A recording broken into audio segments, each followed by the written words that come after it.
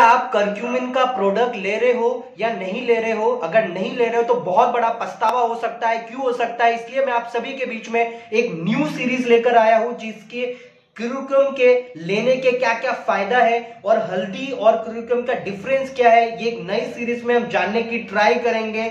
और welcome back to my YouTube channel, this side Kishore Kumar, online business coach. एक नई series के साथ आपके बीच में हाजिर और स्वागत है आप सभी लोगों का।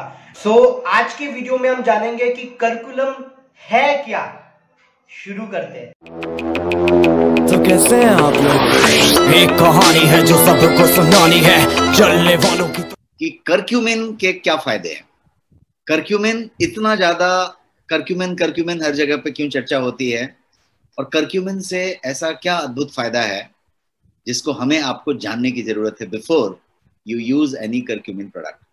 और यदि आप कोई करक्यूमिन प्रोडक्ट इस्तेमाल नहीं करते तो जाने कि क्यों आपको इस्तेमाल करना चाहिए, आप क्या क्या खो रहे हैं नहीं इस्तेमाल करके। तो इसको समझने की कोशिश करते हैं और बहुत सारी क्वेश्चंस को समझेंगे। हम समझेंगे कि करक्यूमिन और हल्दी में फर्क क्या है, और हल्दी और करक्यूमिन का मात्रा का क्या लेना देना, सब कुछ से स्टार्ट। सबसे पहली बात है कि करक्यूमिन को यदि आप समझें तो ये हल्दी का टाइप है, हल्दी से निकला हुआ चीज है, एक पदार्थ जो हल्दी से निकलता है। तो करक्यूमिन को सबसे ज्यादा पावरफुल एंटी इन्फ्लेमेटरी और एंटीऑक्सीडेंट माना गया है। सिंपल टर्म में समझिए कि दो चीजें हैं। ये एक एंटी इन्फ्लेमेटरी है, इसको भी हम समझेंगे डिटेल में। इन्फ्लेमेशन क्या होता है, क्यों इतना जरूरी है, क्यों उससे कनेक्शन है, उसको समझेंगे आराम से। लेकिन अभी मोटा मोटी दो चीज समझ लें कि एंटी इन्फ्लामेटरी और एंटीऑक्सीडेंट। एंटीऑक्सीडेंट आपने डिटेल में समझा था जब मैं एंटीऑक्सीडेंट का सेशन बता रहा था, तो वो आपने फ्री इलेक्ट्रॉन और वो फ्री रेडिकल, वो सारी चीजें आपने डिटेल में समझी थी। तो ज्यादा से ज्यादा बीमारियां, ज्यादा से ज्यादा एजिंग का एक ही लेना देना है, inflammation antioxidant, sorry oxidation, inflammation oxidation, inflammation oxidation. यही दो चीज ऐसे हैं कि या तो ऑक्सीकरण की प्रक्रिया हो रही है, ऑक्सीडेशन हो रहा है, या फिर इन्फ्लेमेशन की वजह से कोई ना कोई तकलीफ हो रही है। एक ऐसा पदार्थ, एक ऐसा स्पाइस हर्ब जो आपके, जैसा अमरीश सर ने बताया, कि आपके किचन में मौजूद है और आप हर दिन उसका इस्तेमाल करते हैं, वो दुनिया का सबसे पावरफुल एंटी इन्फ्लामेटरी भी है और एंटीऑक्सीडेंट भी है। तो आप समझिए कि ये कितना ज्यादा कीमती तत्व है जो हमारे घर में, किचन में मौजूद है। हम उसका कितना इस्तेमाल करते हैं, कैसे इस्तेमाल करते हैं, और क्या हम उसका और बेहतर इस्तेमाल कर सकते हैं, ये आज के सब्जेक्ट का उद्देश्य है, टॉपिक है। अब आप समझते हैं एक दूसरी बात। करक्यूमिन को शायद मोस्ट इफेक्टिव न्यूट्रिशनल सप्लीमेंट माना गया है जो एग्जिस्टेंस में है, जो कल्पना में है, जो आया ही नहीं है, उसकी बात नहीं करते हैं। बट यदि कोई चीज एग्जिस्ट करती है तो उसमें करक्यूमिन को सबसे ज्यादा इफेक्टिव सप्लीमेंट माना गया है, न्यूट्रिशनल सप्लीमेंट माना गया है। ये साइंस ने माना है। आप गूगल कर सकते हैं और आप ढूंढ सकते हैं कि most effective nutritional supplement in existence, तो आपको करक्यूमिन मिलेगा। तो ये करक्यूमिन उस तरीके से है। इन्फ्लेमेशन को समझते हैं, जैसा मैंने अभी पिछले स्लाइड में कहा कि मैं इन्फ्लेमेशन को डिटेल में समझेंगे, और ताकि आप समझ पाए कि एंटी इन्फ्लेमेटरी बोला तो क्या मतलब हुआ, क्यों एंटी इन्फ्लेमेटरी करने की जरूरत है। तो सबसे पहले इन्फ्लेमेशन को समझिए। इन्फ्लेमेशन बुरी चीज नहीं है, इन्फ्लेमेशन अच्छी चीज है। इन्फ्लेमेशन का क्या मतलब हुआ, ये इन्फ्लेमेशन बहुत ज्यादा जरूरी भी है, इंपॉर्टेंट है। इन्फ्लेमेशन का मतलब हुआ कि बॉडी जो है फॉरेन पार्टिकल से, फॉरेन इन्वेडर से, जो आक्रमणकारी आए हुए हैं, उनसे लड़ रहा है, तो इन्फ्लेमेट होता है, इन्फ्लेमेशन दे रहा है। आपके गले में आपका टॉन्सिल जब बढ़ जाता है या खराश आती है या ऐसा होता है, तो आप आ करके मिरर में देखते हैं तो आप देखते हैं कि टॉन्सिल भी लटका हुआ है और पूरा गला जो है रेडिश हो चुका है। क्या हुआ है? इन्फ्लेमेशन हुआ है। किसी को साइनस है तो पूरा इन्फ्लेमेशन है, यहाँ पे पूरा नेजल कैविटी, जो साइनस कैविटी है, उसमें इन्फ्लेमेशन है।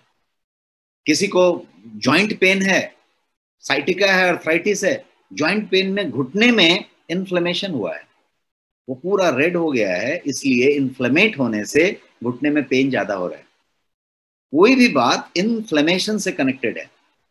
इन्फ्लेमेशन एक्चुअली स्टार्ट कहां से हुआ? तो स्टार्ट इस बात से हुआ कि शरीर को बाहर के किसी आक्रमणकारी ने हमला किया, शरीर ने उसके साथ अटैक को डिफेंस करने की कोशिश की, और जब इन्वेडर के साथ वो डिफेंस करने की बात की तो क्या हो रहा है?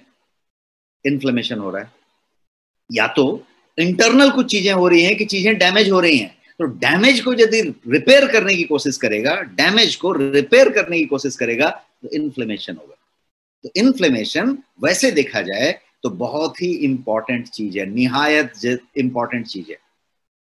लेकिन अब जो है और एक बात है कि यदि इन्फ्लेमेशन ना हो तो ये जो पैथोजेंस हैं लाइक बैक्टीरिया, ये जो है इजीली टेक ओवर कर लेंगे हमारी पूरी सिस्टम को और हमको खत्म कर देंगे, हम मर जाएंगे, खत्म हो जाएंगे। ये इन्फ्लेमेशन ही है जो हमें बचाता है, क्योंकि यहाँ पे फाइट होती है और फाइट करके इन्फ्लेमेशन उसका पर्पस है। यदि इन्फ्लेमेशन ही ना हो तो फाइट ही नहीं होगी, कोई भी बैक्टीरिया, कोई भी वायरस, कोई भी जो ऑर्गन का डैमेज हो रहा है वो खत्म कर देगा, खत्म करके खत्म कर देगा और वी विल बी किल्ड, खत्म हो जाएंगे। तो इन्फ्लेमेशन की बात हुई, लेकिन प्रॉब्लम कहाँ शुरू होती है अब उसको समझिए। इन्फ्लेमेशन के बारे में समझिए कि इन्फ्लेमेशन तो अच्छा है, लेकिन यदि वो इन्फ्लेमेशन यदि क्रॉनिक हो गया, यदि वो बाद में लंबा रह गया, वो यदि इन्फ्लेमेशन बढ़ गया है, अब वो आपको तकलीफ देने लगा, तो वो इन्फ्लेमेशन अब आपके शरीर में ही तकलीफ दे रहा है, तो उस इन्फ्लेमेशन को कम करना पड़ेगा। तो शरीर यदि सुबह से शाम तक यदि आप जगे रहते हैं, सोए हुए मुद्रा को छोड़ दीजिए, जब आप जगे हुए मुद्रा में होते हैं तो शरीर लगातार इन्फ्लेमेशन करता रहता है, इन्फ्लेमेट होता रहता है, इन्फ्लेमेशन बढ़ती रहती है शरीर के अंदर। क्यों? क्योंकि लगातार डैमेज होता रहता है, लगातार अटैक होते रहता है, लगातार आप पोल्यूशन से, बैक्टीरिया से, वायरस से, इससे उससे लगातार आप पे आते रहता है। आज कोविड और कोरोना वायरस आपके पास आ रहा है, लेकिन उसके अलावा भी कंटिन्यूअस यहाँ पे फंगल है, वायरस है, ये है, वो है, सब कुछ घूम रहा है, वो आपको अटैक कर रहा है, लगातार कर रहा है, और लगातार शरीर उसको हैंडल कर रहा है, शरीर उसको झेल रहा है। इमेजिन कीजिए कि एक चूहा यदि चलते चलते मर गया है, डोर में दब के चूहा मरा हुआ रहेगा, तुरंत उस पर देखिए पूरे के पूरे कीड़े लग रहे हैं, आ रहे हैं, सब चीजें हो रही हैं। जब तक वो जिंदा था 5 मिनट पहले तक, 15 मिनट पहले तक, तब तक उसको कोई कीड़ा, कोई फंगस ये नहीं कर रहा था। क्या हो रहा था? उसके बॉडी में वो पूरा इन्फ्लेमेशन प्रोसेस चालू था, वो इन्वेडर को साथ डील कर रहा था। तो हम कंटिन्यूअस डील करते रहते हैं बिना जाने, वो होता रहता है। ये इन्फ्लेमेशन एक नेचुरल प्रोसेस है जो शरीर में सुबह से शाम तक, सुबह से रात तक होती रहती है। जब आप सोते हैं, जब आप गहरी निद्रा में सोते हैं, REM स्लीप में जाते हैं, रैंडम आई मूवमेंट स्लीप में जाते हैं, तो ये इन्फ्लेमेशन कम होता है। इन्फ्लेमेशन को कम करने का ये भगवान का दिया हुआ नेचुरल तरीका है, इन्फ्लेमेशन को कम किया जाए। गहरी नींद, साउंड स्लीप, REM स्लीप आपके इन्फ्लेमेशन को कम करता है। लेकिन यदि आपकी स्लीप अच्छी नहीं हुई तो ये इन्फ्लेमेशन बढ़ता रहेगा और उस लिमिट से ज्यादा रहेगा, जिससे कि आपको अब उस इन्फ्लेमेशन से खुद के शरीर को डैमेज होगा, खुद को तकलीफ होगा, ये वाली बात होगी। तो ये बात हमने इन्फ्लेमेशन की तो समझ ली। अब हम बढ़ते हैं करक्यूमिन की तरफ। करक्यूमिन बेसिकली क्या चीज है? तो टर्मरिक से निकाला हुआ एक पदार्थ है, जो कि एक करक्यूमा लॉन्गा नाम का प्लांट से के राइजोम से निकाला जाता है। राइजोम मतलब उसके जड़ के अंदर का हिस्सा, जैसे प्याज, हल्दी, अदरक, ये सब जड़ में नीचे होती है, वो राइजोम है। राइजोम से निकाला हुआ पदार्थ है। बोटेनिकल प्लांट का नाम है करक्यूमा लॉन्गा, जिसको हम कहते हैं हल्दी का पौधा। तो हल्दी के बहुत सारे वैरायटी हो सकते हैं, और हल्दी का depending on what quality it is, तो हल्दी के पौधे के जड़ से निकला हुआ चीज को हल्दी, टर्मरिक कहेंगे। टर्मरिक के अंदर जो मेडिसिनल वैल्यू वाली सामान पाई जाती है उसको कहते हैं करक्यूमिन। जैसे लहसुन में हमने कहा था उस दिन कि एलिसिन पाया जाता है। हर पदार्थ में एक मेडिसिनल वैल्यू वाली जो चीज होगी, उसको, जो हल्दी के अंदर मेडिसिनल वैल्यू है, उसको करक्यूमिन कहेंगे। यहाँ पे आपको करक्यूमिन का फॉर्मूला लिखा हुआ है, और ये ऑरेंज येलो क्रिस्टलाइन पाउडर है, और ये जो है टर्मरिक में पाया जाता है। अब टर्मरिक में कितना पाया जाता है? तो 2 to 5% यहाँ पे लिखा हुआ है कि यदि 100 ग्राम टर्मरिक ले लीजिए तो 2 से 5 ग्राम तक उसमें हो सकता है। तो आपको समझ में आ गया है कि करक्यूम क्या है, और नेक्स्ट वीडियो में हम बात करेंगे कि हल्दी और करक्यूम में क्या डिफरेंसेस है। मिलते हैं एक नए वीडियो के साथ, तब तक के लिए जय हिंद।